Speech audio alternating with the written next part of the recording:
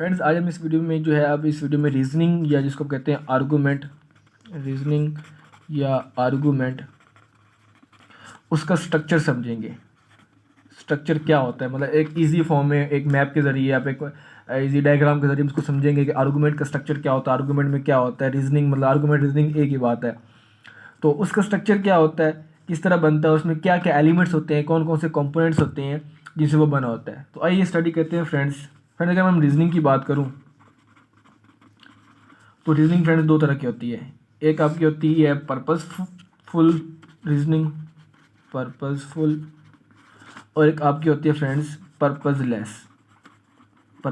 Reasoning. ٹھیک ہے، یا تو وہ پرپز فل ہے جس سے آپ کا وائی پارٹ کلیئر ہو رہا ہے، ہاؤ کا پارٹ کلیئر ہو رہا ہے.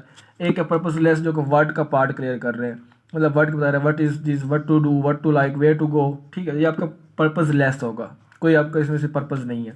Purpose full how it is doing, where مطلب how and why it is doing, Y year plane is floating on the clouds. تو وہ آپ کا ہو جائے گا پرپز فل ریزننگ. ٹھیک ہے، نام سے چل رہا ہے پرپز، جس میں کوئی پرپز ہو، جس کو ہم ریزننگ بھی کہتے ہیں ٹیکنیکلی، اور ڈائریکٹلی ریزننگ بھی کہتے ہیں. ٹھیک ہے، تو یہ پرپز لیس ہوتا ہے. نیکسٹ اگر ہم بات کریں پرپز فل کی، تو ہم کہتے ہیں کہ پرپز فل جو ہوتی ہے آپ کی ریزننگ، وہ اس میں تین کمپوننٹ ہوتے ہیں اس کے. اس میں ایک آپ کا ہوتا ہے کانسیپٹ، ٹھیک ہے، ایک اس میں آپ کا ہوتا ہے ججمنٹ. جب آپ پرپز فل ریزننگ کر رہے ہوتے ہیں تو اس کے تین کمپوننٹ ہوتے ہیں، لکھ دیتا ہوں کمپوننٹس. اور ایک آپ کا ہوتا ہے آپ کا انفرنس. تو یہ آپ کی ریزننگ کے درمیان یہ تین چیزیں آ رہی ہوتی ہیں. ان کو دوستوں ہم کہتے ہیں پراپرٹیز آف مائنڈ. یہ تینوں کیا ہیں دوستوں؟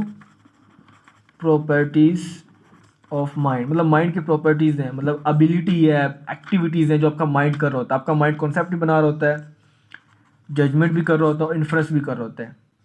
ٹھیک ہو گیا فرینڈس. تو یہ آپ کی مائنڈس کی پراپرٹی